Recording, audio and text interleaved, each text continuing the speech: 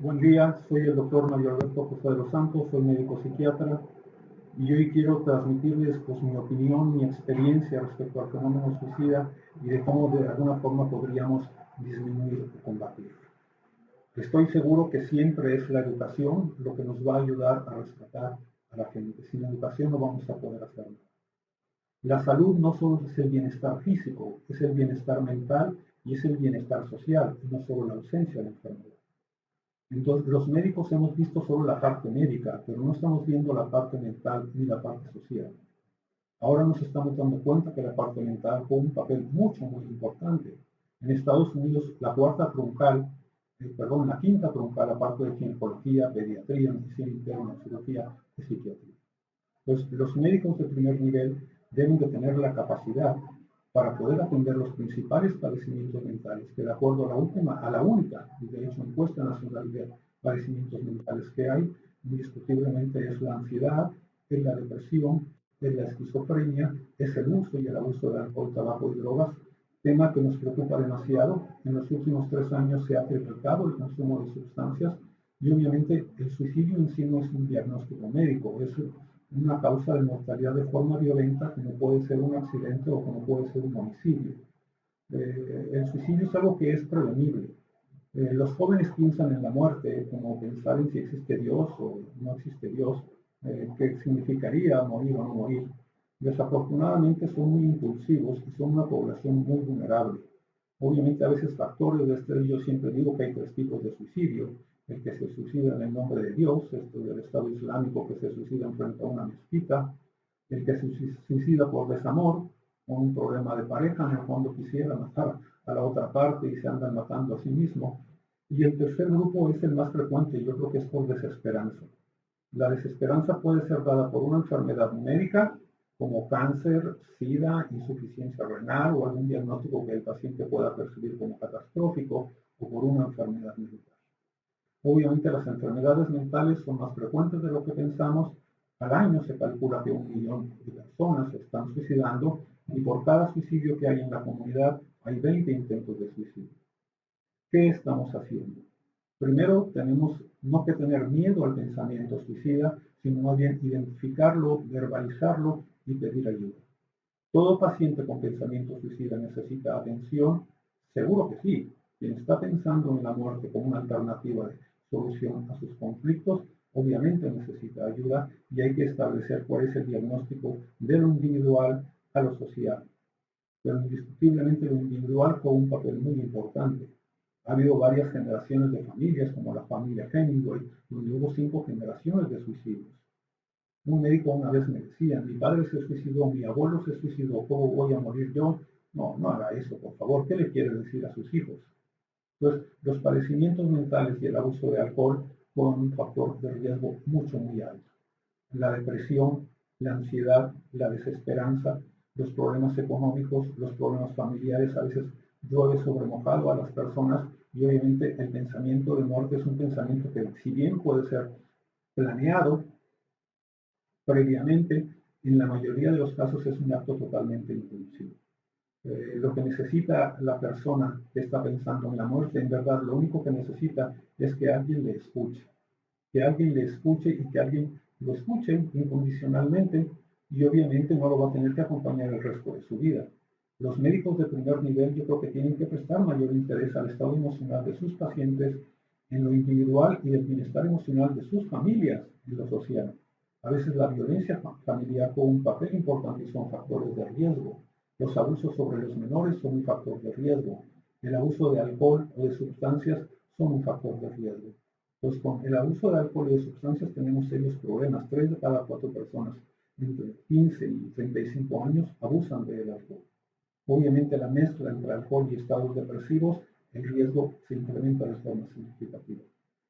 Los médicos debemos pugnar, obviamente, cuando uno revisa los certificados de defunción de las personas que han fallecido, pareciera ser que todos mueren exclusivamente por asfixia, por ahorcamiento, con mayor frecuencia en nuestro país.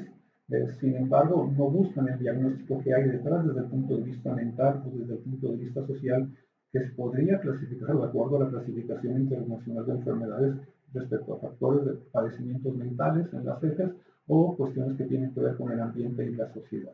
¿Okay? El suicidio pareciera ser que la estadística tiende a ser engañosa. Hay gente que se suicida de forma muy enmascarada, obviamente para no dejar el estigma y poder tener derechos a beneficios de seguridad social.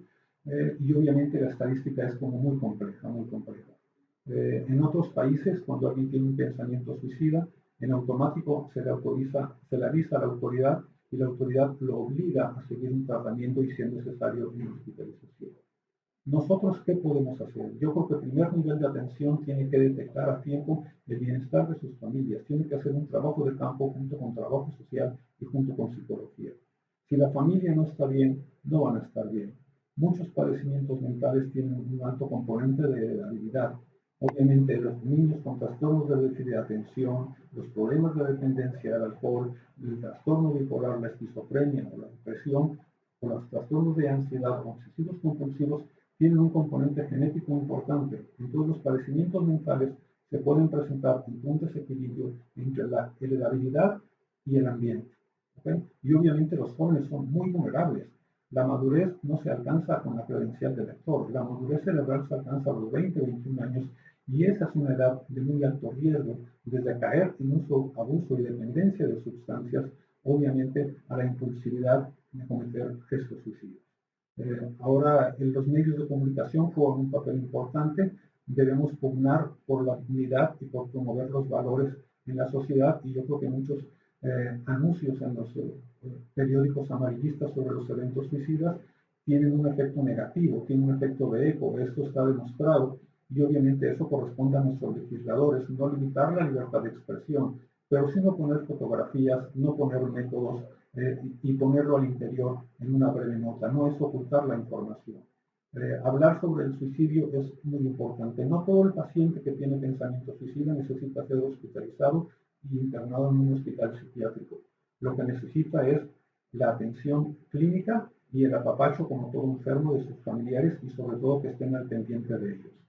No podemos dejar de ver claramente que nuestro estado emocional, nuestro estado de pensamiento, nuestro sueño, nuestra energía, nuestra vitalidad tiene que ver con el funcionamiento de nuestro cerebro. Y obviamente los padecimientos mentales son más frecuentes de los que pensamos y casi podría asegurar que no hay especialidad médica en que no tenga un componente importante, diríamos, de somatización. Entonces el no bienestar físico tiene que ver con el no bienestar mental y a su vez con el no bienestar social. Aquí es muy importante la capacitación de los médicos en primer nivel. Hay un programa muy interesante de la Organización Mundial de la Salud, que es un curso de los principales padecimientos neurológicos, adictivos y mentales, que es el GAP, como se llama, que es de fácil acceso y cuanto menos nos da una guía rápida para poder atender con pacientes con pensamiento suicida o hasta pacientes con conducta violenta que muchas veces nos enfrentamos en la práctica cotidiana. Yo creo que los hospitales generales deben de tener espacios y camas para internar pacientes por corta estancia con padecimientos o riesgo suicida, en lo que no pasa la observación. Yo sí creo que no depende de un centro de salud mental, yo creo que más bien depende de la capacitación de los médicos de primer nivel y aprovechar las instancias de los hospitales generales para poder internar por estancias cortas y lo que no vemos la reacción inmediata a un fármaco antidepresivo. Obviamente, educar. Yo creo que la educación es fundamental. La educación hemos visto que la dábamos en secundaria, en prepa y ya nos dimos cuenta que era demasiado tarde. Después la vimos en secundaria y nos hemos dado cuenta que es demasiado tarde. Yo creo que la capacitación y educación, aún para estos padecimientos emocionales, indiscutiblemente es la primaria. Entre niños entre 5 y 11, 12 años, en que tenemos que buscar que ellos sepan sobre los padecimientos mentales, que ellos sepan sobre las alteraciones en el consumo de sustancias, porque es la única forma que podemos reincidir en su familia y tener una sociedad más sana. He tenido la experiencia de trabajar con grupos de cuarto, quinto y sexto en una sola aula y es impresionante cuando uno habla sobre los padecimientos mentales. Los niños cuando hablamos de drogas saben más drogas, mencionan más drogas que los alumnos de la Facultad de Medicina y hablan de alumnos de cuarto, quinto y sexto.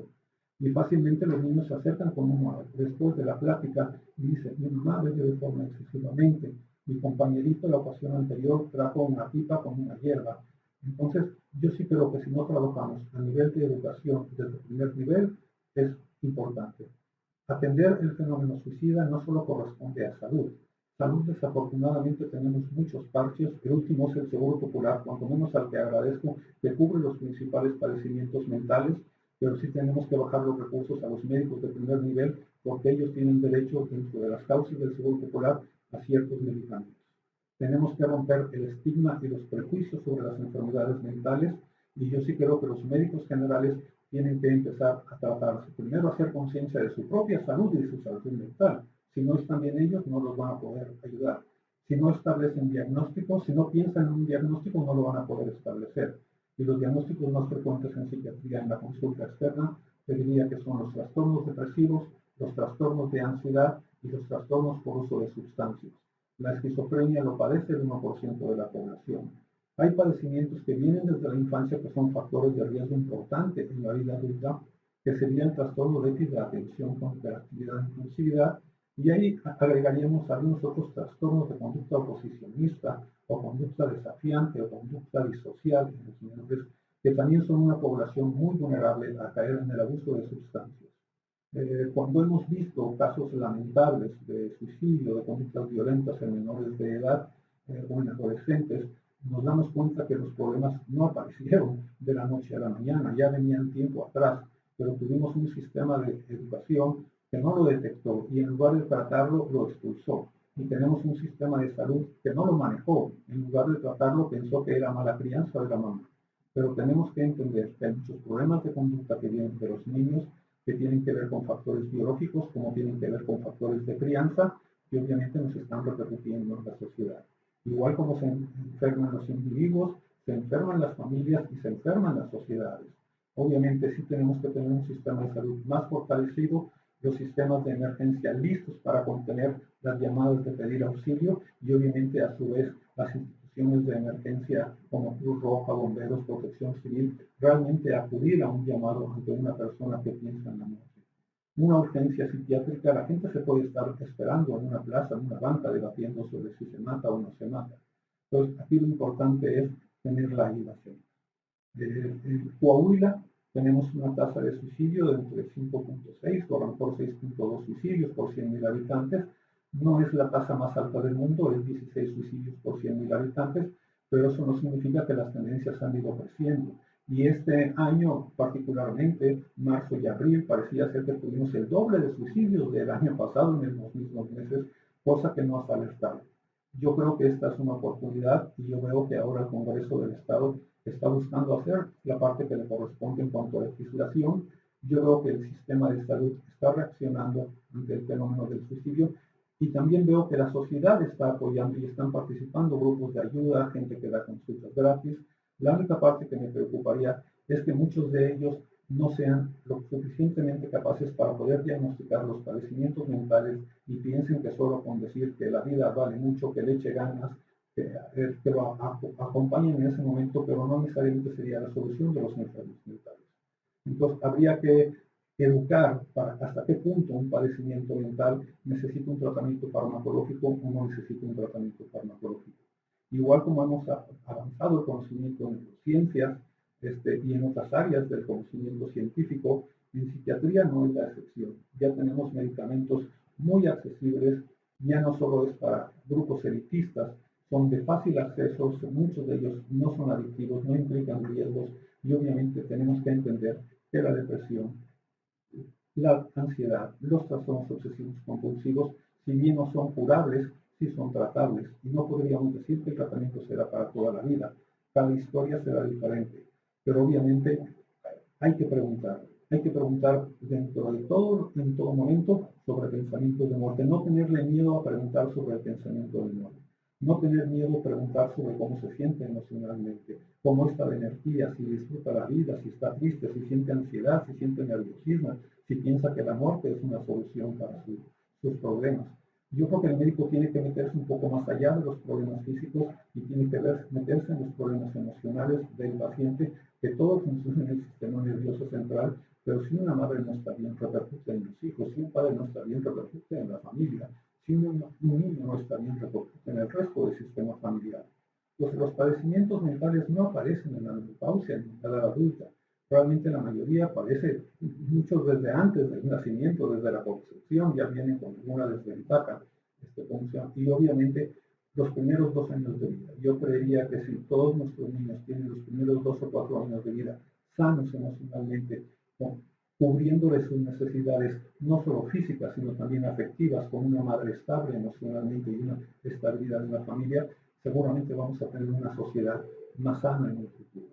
Me preocupa que en nuestros sistemas, los jornales de trabajo de muchas madres que han tenido que salir a trabajar, pobres, les dan 1 mes y medio o 2 meses después del parto y después las están cambiando de turno cada 15 días en sus trabajos. Entonces, tenemos que darle más, en verdad, tenemos que darle mucha inversión a la crianza de los hijos. La madre tiene que estar con sus hijos más tiempo y el padre también. En el 2005 la OMS declaró el Día Internacional de la familia y ubica a la madre y al hijo. Y obviamente si la madre sufre, el niño sufre. Y aquí tenemos muchos problemas. Obviamente infancia es destino y tenemos que buscar sistemas más saludables, familias más saludables y obviamente detectar los problemas de abuso de alcohol. Cuando uno conoce los conceptos o las cantidades de alcohol permitidas para un hombre, son 4 copas o 4 bebidas como un exceso. Para una mujer son 3. Y el problema es que estamos teniendo muchos problemas. Aquí el problema también de drogas ilegales se nos ha triplicado, a pesar de que CONADIC tiene mucho presupuesto, pero parecía ser que las campañas preventivas no han servido. Y yo sí creo que las campañas preventivas de adicciones, en verdad, tenemos que empezar en las primarias.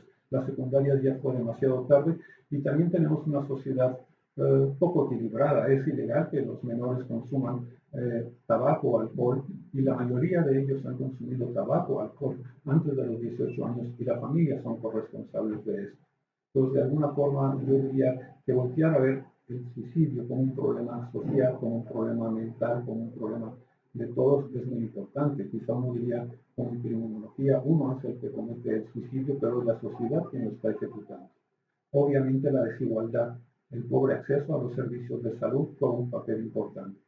Afortunadamente el Seguro Popular, insisto, cubre los principales padecimientos mentales, pero tenemos que bajar los recursos a los médicos de primer nivel para que tengan la experiencia y tengan la asesoría suficiente para poder utilizar estos fármacos que son realmente de mucha nobleza y que pueden transformar calidades de vida, ya que la depresión es la enfermedad que causa días más desagradables a lo largo de la vida. A lo mejor no causa tanta mortalidad, pero sí días poco satisfactorios, poco productivos y obviamente nos afecta en lo individual, en lo laboral, en lo familiar y en la crianza.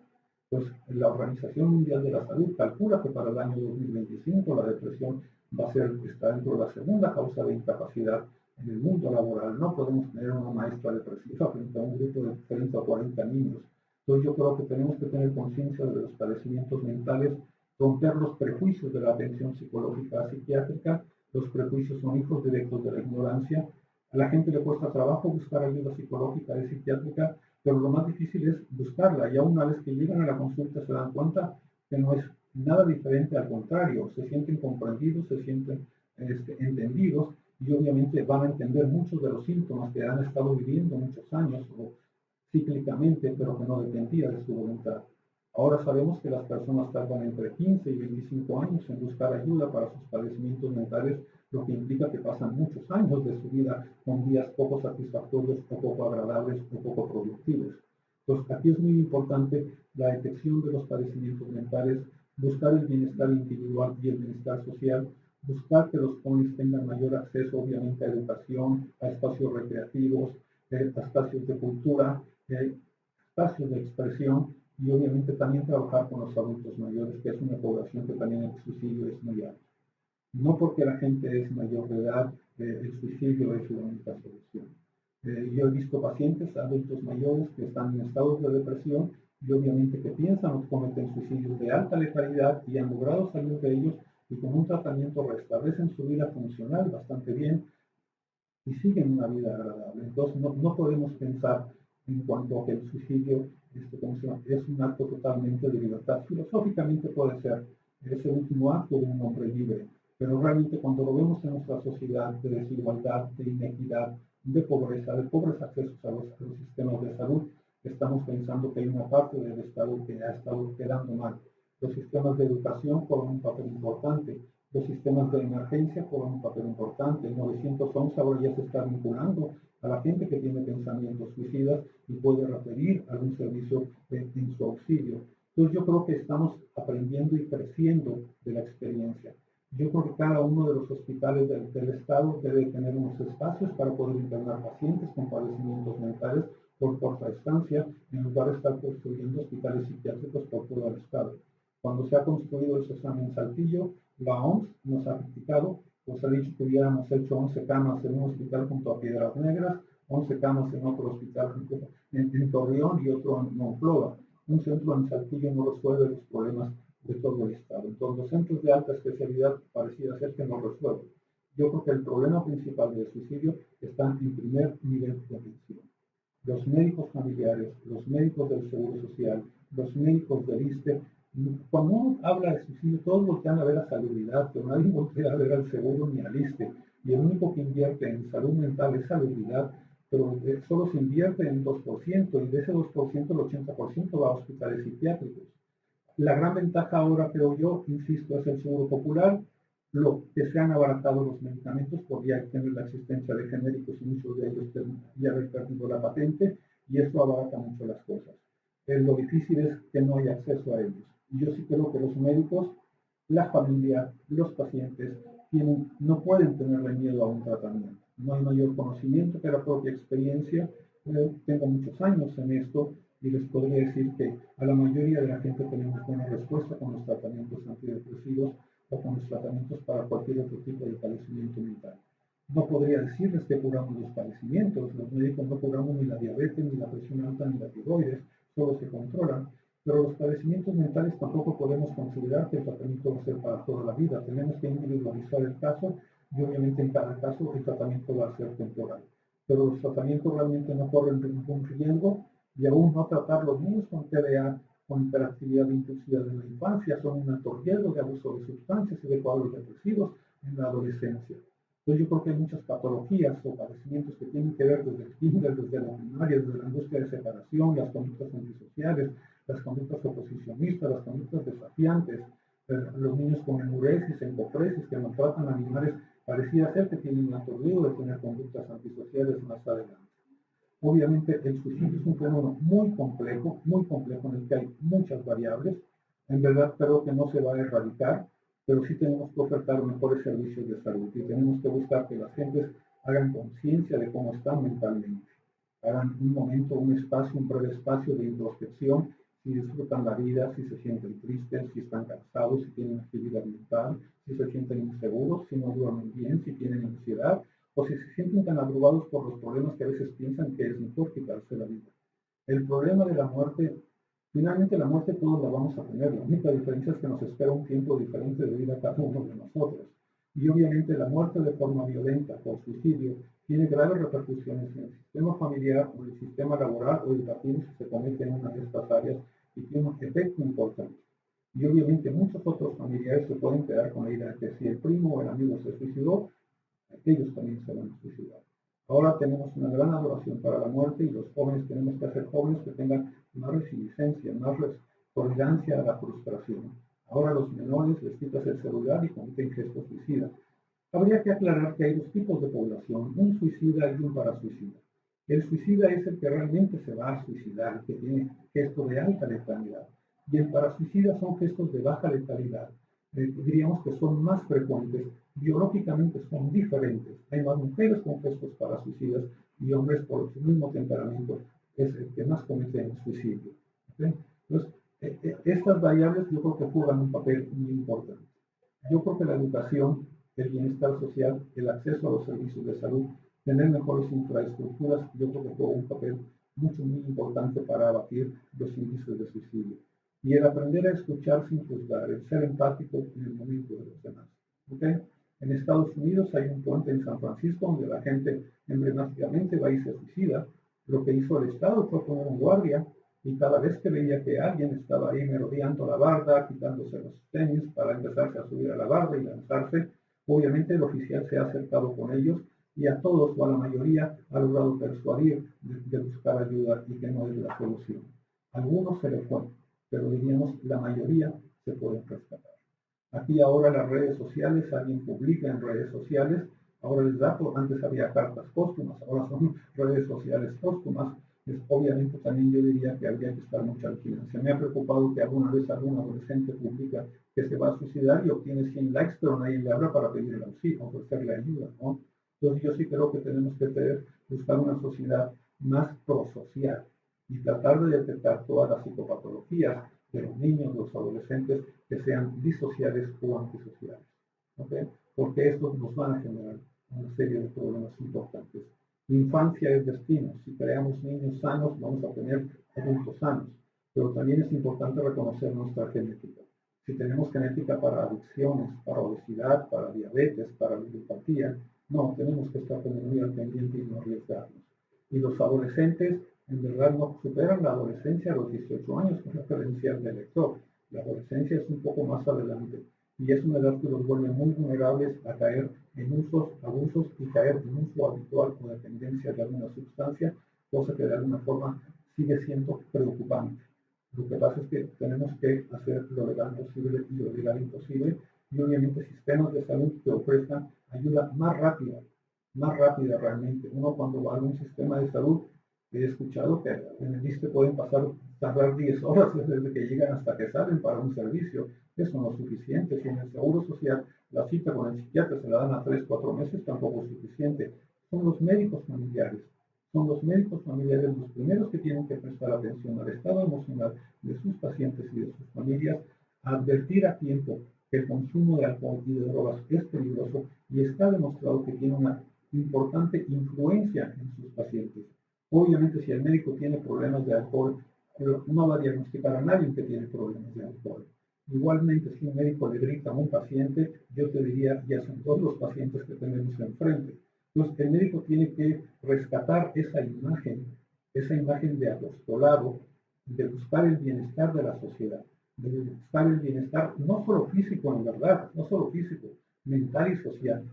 Creo que todavía tenemos capacidad moral para poderlo hacer, y yo creo que el sistema educativo también tiene capacidad y también debe ejercer, y debemos ayudar a que los niños entre 5 y 11 años en verdad tengan corazones más resistentes, para que puedan enfrentar la adversidad. Confucio decía, a los hijos hay que hacerlos sentir un poco de frío y un poco de hambre. Los adolescentes, que es una población muy vulnerable hacia los gestos suicidas, cuando escuchamos descripciones de Platón o de Sócrates sobre los adolescentes, no los describe igual que ahora, no son diferentes, son los mismos, exactamente los mismos cambios biológicos, el acto de desobediencia como acto de libertad en búsqueda de la razón, pero que desafortunadamente muchos se tropiezan y se pegan. Finalmente, las primeras dos causas en los jóvenes de muerte es accidentes y la segunda es suicidio. Yo creo que todas las familias tendrían que estar pendientes de la comunicación. La telefonía celular nos ha aislado demasiado de la comunicación familiar. Estamos más frente al teléfono celular que conversando en una comida con la familia. Yo creo que tenemos que rescatar los valores de la familia como célula fundamental de la sociedad, valores de respeto, considerar la salud como un valor, eso es fundamental. La salud es un valor. ¿Okay? Entonces tenemos que ver que la salud es un valor y a veces ese valor se ve afectado. Yo creo que es muy importante. La parte espiritual juega un papel importante también, el apoyo religioso juega un papel importante, es el bienestar entre uno, el cielo y el universo con uno mismo. Y aquí no es más importante una iglesia que otra iglesia. Lo importante son los valores no perecederos de las iglesias, que unas aparecerán y otras desaparecerán. Pero esos valores yo los cambiaría por más bien el humano que realmente sea más humano, sea más empático con los demás, combatir la violencia de género, combatir la violencia en las familias, la violencia en la sociedad. Obviamente, crecer en ambientes más seguros son un factor muy importante. Pensar en la muerte en un adolescente es como pensar si existe o no existe Dios. Pensar que la muerte es la única alivio y alternativa de solución a sus problemas es algo grave.